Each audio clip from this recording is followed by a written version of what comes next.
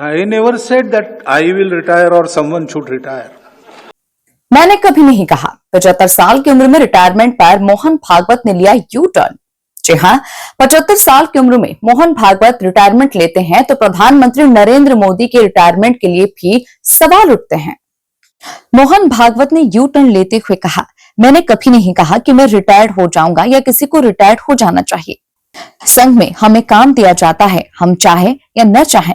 अगर मैं 80 साल का हूं और संघ कहता है कि जाओ और शाखा चलाओ तो मुझे करना ही होगा। संघ जो भी कहता है हम करते हैं। संघ जो भी कहता है हम करते हैं। जब तक संघ चाहेगा हम रिटायर्ड होने या फिर काम करने के लिए तैयार हैं।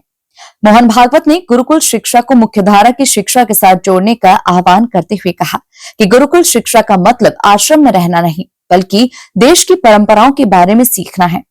उन्होंने आगे कहा कि वो संस्कृत को अनिवार्य बनाने के पक्ष में नहीं है, लेकिन देश की परंपरा और इतिहास को समझना महत्वपूर्ण है।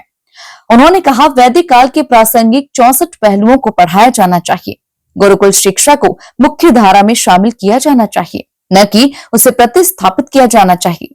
आरएसएस प्रमुख ने आगे कहा कि मुख्य धारा को गुरुकुल शिक्षा से जोड़ा जाना चाहिए, जिसका मॉडल फिनलैंड के शिक्षा मॉडल के समान है।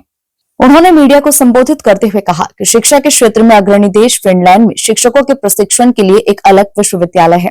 स्थानीय आबादी कम होने के कारण कई लोग विदेश से आते हैं, इसलिए वे सभी देशों के छात्रों को स्वीकार करते हैं।